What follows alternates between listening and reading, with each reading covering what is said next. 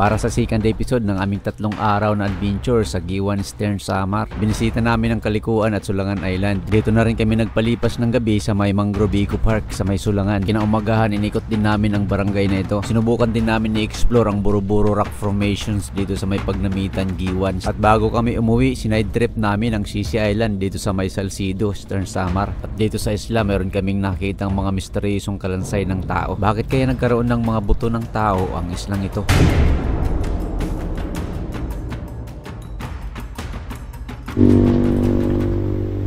Mga par, muntik na pala madali mo to. Habang nasa kasagsagan ako ng aming biyahe papunta ng Giwan Stern Samar para sana sa meetup namin with Sir Manny sa may Sequest, biglang nagkaroon ng kakaibang tunog ang makina ng aking motorcycle. Buti na lang malapit na ako sa may bahay ng Giwan. Pinakita ko sa motor shop, sabi ng mekaniko may tama na daw ang piston ring. Bago kami mag-overnight sa Kalikuan, pinaayos ko muna dito sa KOSG Motor Parts. Salamat Sir GR dyan sa KOSG Motor Parts. GR. Salamat Adrian. Salamat ang mechanic. Shoutout na rin sa kanyang misis at sa mga kasama niya dito.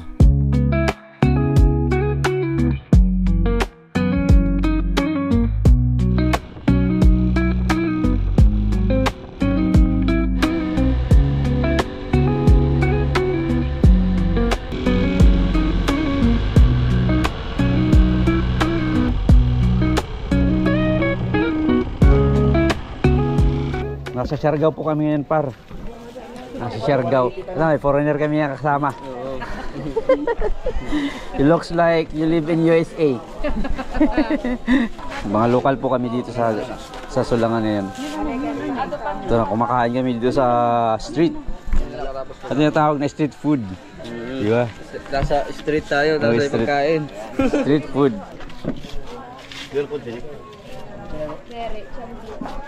Champion daw sir. Champion. Dito pala tayo ngayon sa Mangrove Park sa Sulangan. Dito kami matutulog para mag-spin ng overnight. Spin ng night.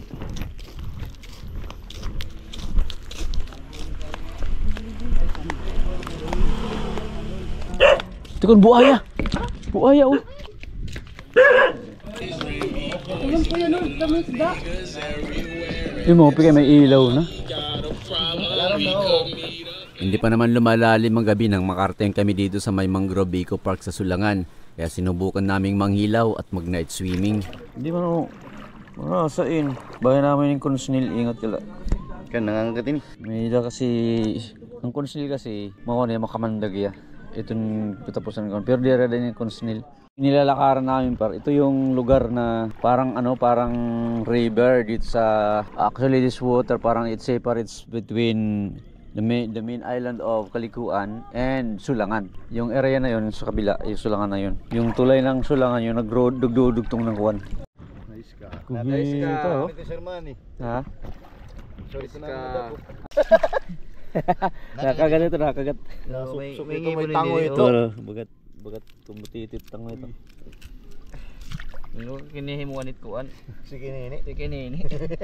Sigara. Mamayo po. May dito sawa. Talasin niyo yung mga mata. Makuwan mo. Guti ay pangani ito.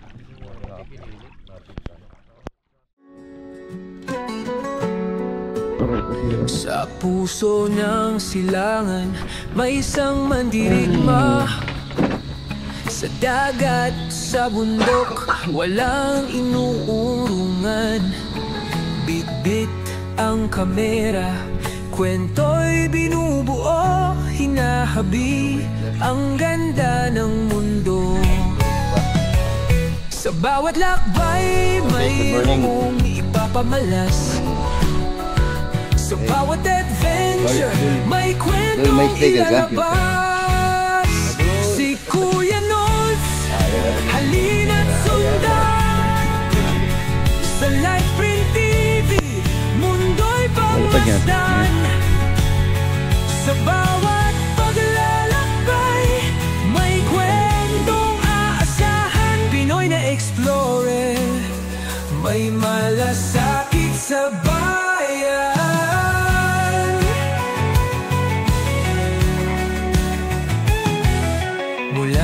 sa Visayas, Luzon at Mindanao. Ganda ng bansa, iyong matatanaw. Sa bawat biyahe, may aral na dala. Sama rin yung explore na may pusong isa. Sa bawat lakbay, mayroong ipapamalas. Sa bawat adventure, may kwentong ilalabas. Si Kuya Nons, halina't sundan. Sa Lifeprint TV, mundo'y pagmasdan. Sa bawat paglalakbay, may kwentong aasahan. Pinoy na explore, may malasakit sa bayan.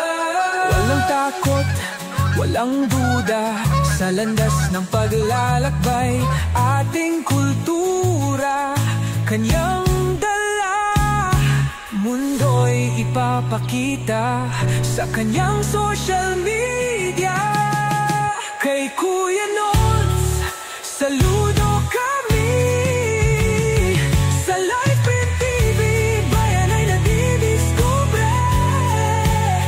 Ang Pilipinas ay ating tangkilikin. Sa kanyang kwento, atin itong mahalin.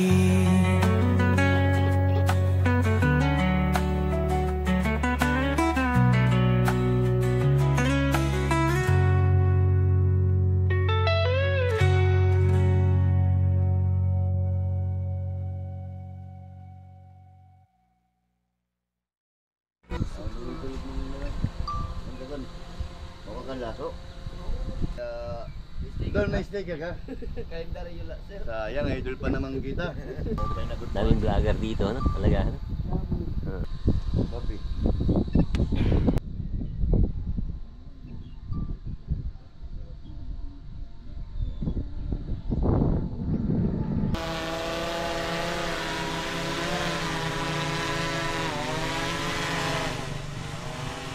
Dapat kakaptan mo Si Balong pinakuhanan ko yan eh. Sa pulyo. Yari kamay eh. Yeah. Yung kapatid kong isa. Baka mali yung paghawak, ano? Kunin mo. Sabi nga, kaya mo? Oo, huwag mo dumubo yung galiri. Pabrigaras.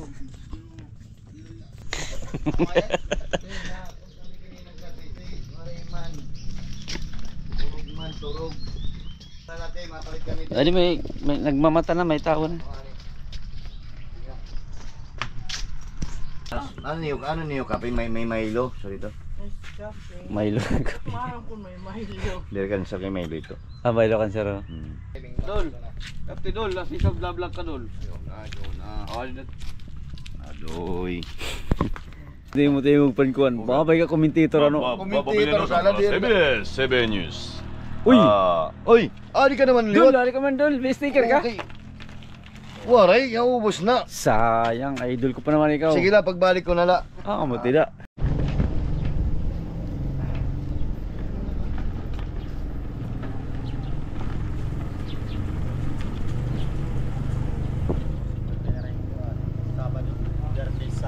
Tumanang kuhan, tinapay.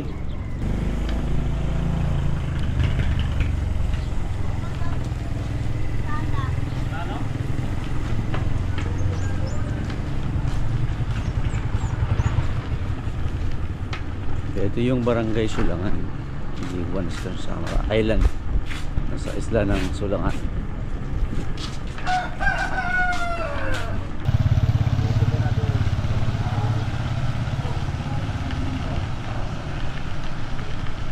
Kung kay ano, mamiserable at kinabuhi usahan, tungod kay nakukulat kita.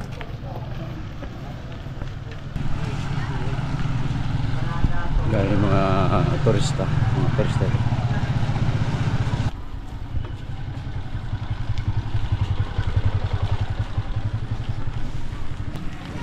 This way to exit.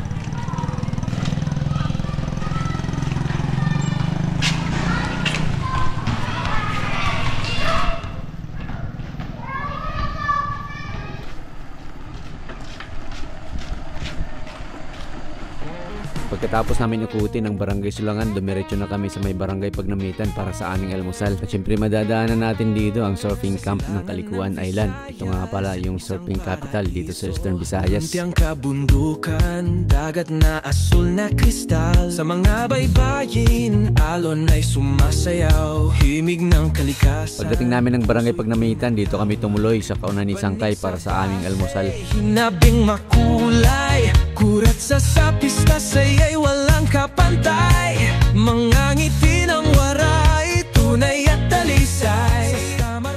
It's nagsikan time dito sa barangay Pagnamitan, Giwan Eastern Samar.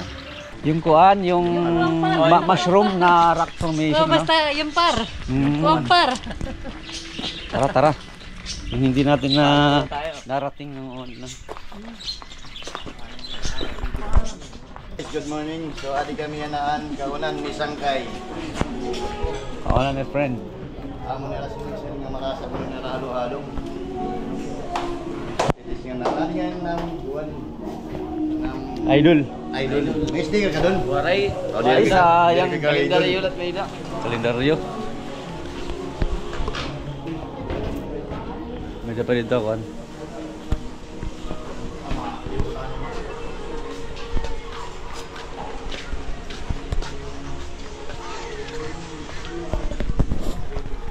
Uy, may alibangbang. Pagdating namin sa kaunan ni Sangkay, napagkasundaan namin, napasyalan muna namin saglit ang Buro-Buro Rock Formations dito lang sa may kabila. Last time na pupunta namin dito sa Buro-Buro hanggang dito lang kami kasi pa-high tide na. Ngayon pa-high tide na naman. Oh. Basahan lang tayo. Basahan ano. Tanggal medyas, di na. Pa-high tide na sir, bilisan lang natin. Wala kasi yung araw dito. Pero naman gaano. Pero makahampas ka pa rin yan. Meron kasi ditong parang mushroom na rock formation. Sa kabila nito. Nakita namin sa video nung last time na magbisita ko doon sa Giwan Eastern Samar. The wall, kiss the rock. Romancing the rock. Ay ito. May mga area dito na ang ganda. Malayo pa pala. Ibig sabihin pag pumunta kami doon tapos malakas na yung alon. Grabe oh. Tingnan mo naman yung beach. Napaka-pino pa ro. Woo! Ha! Magandang pasyalan ng Buro-Buro Rock Formations pero delikado ang lugar na ito. Palalakas ang current at palalakas yung mga alon dito at pwede kang ihampas sa bato kapag naabutan ka ng high tide. Sa katunayan, mayroong mga signboard na nilagay ang LGU doon sa entrance para magbigay babala or warning sa mga pumupunta dito.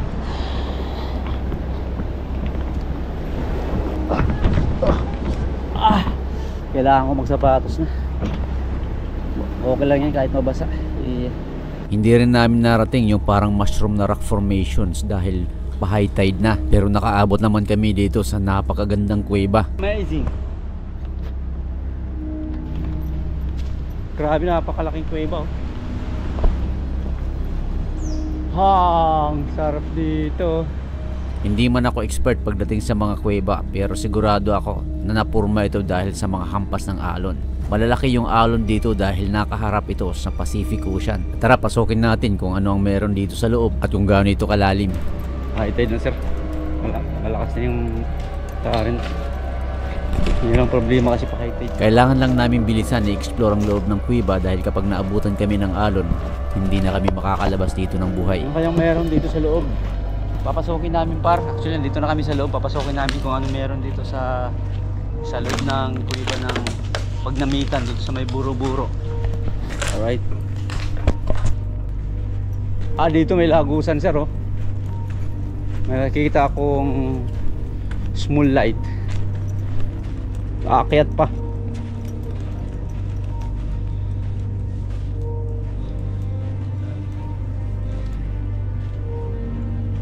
Nag-wall pa yun.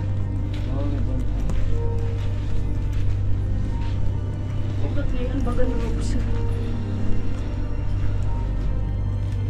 Dito may lagusan oh.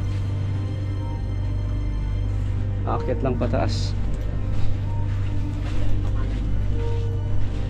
Terus mau pa eh. Bugos man ito mo. Yan ang tulak sa'yo. Oo. Hindi makikita masyado. Huli-huli. Ayaw. Huwag mong huli. May mga halag dito. For sure.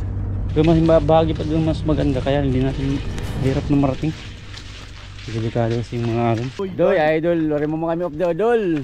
Dol, may sticker ka, Dol. Waray. Ayun na la, makupay na la. Kung alam mo lang, Mami Itil, kung kano ko gustong tumuloy. Kaso meron akong inaalaga ang dalawang iskuhan ko, mga tao ko. Ron, bawi ka na lang sa dalawang halo-halo. Iniwan kami pare, iniwan. Iniwan sa ere. Iniwan pare. Hindi kami sinamahan sa may kuweba. Matitikman dito sa may kaunan ni Sangkay ang masarap na ice cream dito sa Giwan Eastern Samar.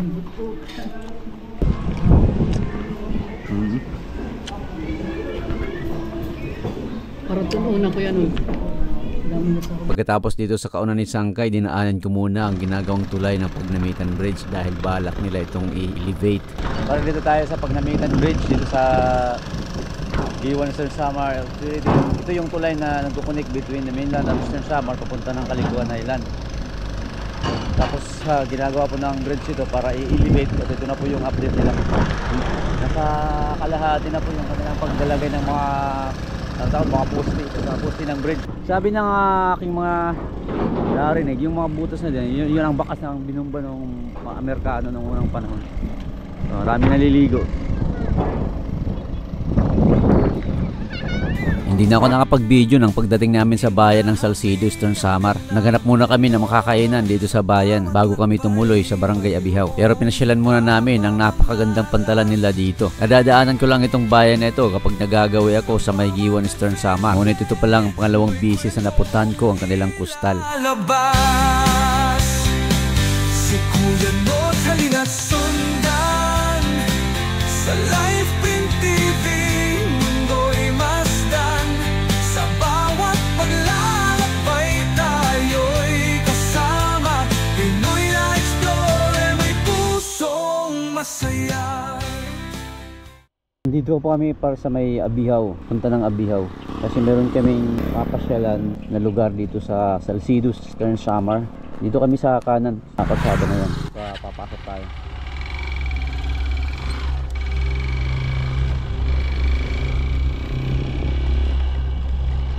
Mula sa main highway, nagbiyahe kami ng ilang kilometro lang bago namin marating yung Barangay Abihaw. Isang kustal na barangay na sakop ng Salcido, Eastern Samar. Dito kasi matatagpuan ang tinatawag nilang CC Island na kung saan may mga kuweba dito nakakakitaan ng mga misteryosong kalansay ng tao. At ito ang sadya namin para alamin kung bakit nagkaroon ng mga kalansay dito. Pero bago marating, kailangan muna namin makipag-ugnayan sa may-ari ng lupain na si Ma'am Amy Abris.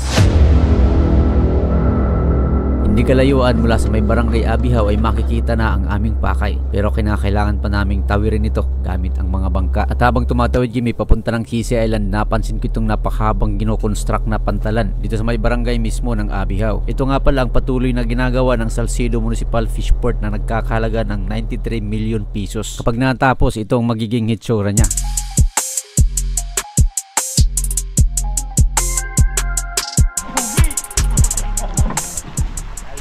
Ito nida nga mga cave, kung iniligit na ituturo pa nida ang do. Kasi nida, magatira niya. Portahan yung simbahan. Dito pala tayo sa isla or CC Island. Isa po itong isla na makikita dito sa may Abihaw, Barangay Abihaw, Salcido, Eastern Samar, na kung saan ang islang ito ay mayroong mga nababalot or may nakatagong lihim na maski yung may-ari dito ay hindi sila sigurado kung ano ang istorya sa kabila ng makikita dito.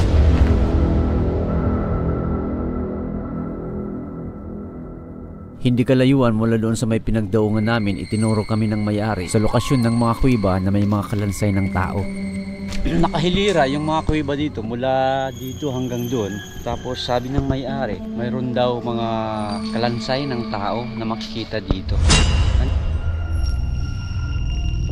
Isang ancestral land ang bahagi ng CC Island na pagmamay-ari ng pamilya ni Ma'am Amy. Ayon sa kanila, hindi na rin nila matukoy kung kailan nagkaroon ng mga kalansay dito. At hindi ko rin masasabi na galing ang mga buto sa mga namatay noong pangalawang digmaan. Dahil bago pa man ito mapunta sa kanilang mga kaninunuan, ay nandyan na yung mga buto ng tao. At habang ini-explore namin ang mga kuweba, meron akong napansing mga hukay na posibleng bakas ito na mayroong mga nagtitreasure hunting na hindi alam ng may-ari. Mga Nakaagi kami timburubutyo, bagahin tibod. Tibod. Kaya bangay na mo itong rason kaya ano nga sisinulod ang mga iba nga. Siguro, asat ang irasiri nga bahin ko na may ada mga angko. Iwan ko kung nakikita nyo, may mga butas po tayo dito nakikita. Ito siguro yung mga bakas na may nag-treasure hunting sa lugar na ito na hindi alam ng may-ari. Diri kami maarang may nagkikinanion na. Kuan, diri man ni public land. Kuan man ni private man iniya, dapat masarit anin tag-iya. Bago hira ko man ni, masasarit anin niya akon. Kasi gusto ko magprotehiran iniya. Diri pag pinanlabutan iya, dida, marimin la ito niya ada, dida. Para, kung may makan niya, makikita nga, dala ito niya. Diri nila paglalabutan, free ra ko man ni. Diri lang nila paglabdang kung ano matira nakikita, dida ang mga butang.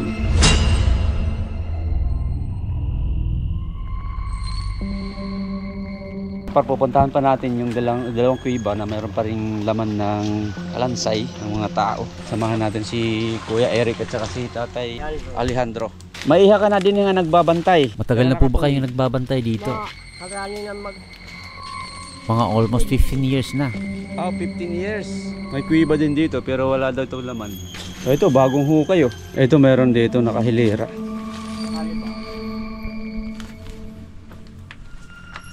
Nagpapatulopan na. Kuan na iya, maiha na talaga yan. Okay, kuan na. Sa itsura pa lang ng mga kalansay, masasabi ko na nilipasan na ito ng napakatagal na panahon. Pero hindi ko masasabi kung ilang taon na. So, sa ganitong uri ng kuan, parang ano na siya, apektado na siya ng panahon. Hindi natin alam kasi may mga ano yan eh. Tapos mabata pa, nandito na mga lolo pa nila, nandito na to. Ay, ganun ba sabi niya? Ako na ito sa'yo? Pinto. O hindi lang mga ganun ano. Matagal na pala. Hindi na. Hindi ko maiwasan maging palaisipan kung saan nanggaling at paano nagkaroon ng mga kalansay ang kuwibang ito kung hindi man ito galing sa mga taong namatay noong World War II. At dahil dito hindi ko rin maiwasan maitanong kung saan nanggaling ang mga kalansay. Ngunit hindi ko inaasahan nang maikwento sa akin ang dahilan. Nagulat ako sa ikinuwento ng may-ari at tunay na dahilan kung bakit mayroon mga kalansay dito sa kuwiba. Naabot ang panahon niya siguro, lagas nera. Kapag dumarating na at nararamdaman na ng kanilang mga kaninunuan na malapit na silang pumanaw, ay kusa silang pumapasok sa kuwiba at dito na sila nananatili hanggang sa kanilang kamatayan. Bahagi na ng mga sinaunang tao ang paglilibing ng kanilang mga patay sa mga kuweba. Sa katunayan, makikita natin yan dito sa ilang bahagi ng Mountain Province sa Pilipinas, gaya ng Sagada. Yung mga kahoy na yan, 100 years? Grabe no, hanggang ngayon nandiyan pa rin. Yung malaking kahoy pati yan, inukit nila sa ilalim. 100 years old. Buti kuya, ba't na ano kuya? Buti walang nag... Kung ganito man yung estilo ng paglilibing ng kanilang patay ng mga sinaunang tao dito sa may Salcedo Eastern Samar, maaaring sila ang pinaka nakakaiba dito sa bansa ng Pilipinas. Ngunit hindi lang daw dahil sa mga kalansay ng tao nagiging misteryoso ang lugar na ito. Ayon sa aking mga napag-alaman, mayroon pang mga kababalaghan ang nangyayari dito. Pero nabagting hindi ninlas 12. Ayon kay Tatay Alejandro, ang matagal ng caretaker ng lupaing ito, minsan daw nakakarinig siya ng tunog ng kampana tuwing tanghali. Bagang simbahan. Nababati mo talaga. Oo. Kaya nagbabagting. Bakit pagpaudong nagtatrabaho ako? Kasi sige, bisan na alas 12, nagtatrabaho ka. Maliban sa mga kalansay ng tao at tunog ng kampana, mayroon pang ibang mga nilalang ang mga nakikita nila dito. Akong din mananahon, nakakakita din yung bata nga nila kawawara, green color niya. Bata, green? Oo. Tao, di maram kung ano talaga tayo, kung di maram kung bata tiya, basta tao hiya nga. Maglalakat-lakat, so nila kawawara na niya. So kami... Anong klase tiya? Anong tawag niyo hiya? Diri kit makakapagkuang ko na tiya, pero diri as in normal, diri pareho aton. Oo, diri pareho aton. One time adto nakanig din naghihinaras ang ako nanay. Katima, kaya ako nag-iinoy sa ito nga stick. Tapos nagsarang ito niya nga kuan, mga baros, ini nga barsisi na gito. Magkinutol ako didi. Gingkotlig ako didi. Gingkotlig, okay. Oo, gingkotlig ako didi. Sima ako agi. Tapos naman asyat minsan maring anak ko nanay, ano? Na kung gikutol ako didi nga alam asya ka nagpapakasabod ka. Maliban sa mga misteryoso at makatindig balahibong istorya na bumabalot sa islang ito, hindi may pagkakaila na ito rin ay mayaman sa biodiversity. Napapalibutan ng makakapal na bakawan ang isla at alam naman natin kung gaano kahalaga ang mangrove sa ecosystem. Nagsisilbing tahanan ng mga iba't ibang hayop at itlogan naman ng mga iba't ibang uri ng marine life ang ilalim na bahagi nito. Sa katunayan, habang nagpapalibad ako ng drone, isang sea eagle ang humabol sa aircraft ko at may isang bisis din na nakahuli ang mga residente ng Abihaw ng isang buwaya dito sa may island noong 2019. Ang halapadhan iya taludtod. Pero ang pakabuhi nagsusulo, kinutkot mat ang katigan ang Baloto? baloto.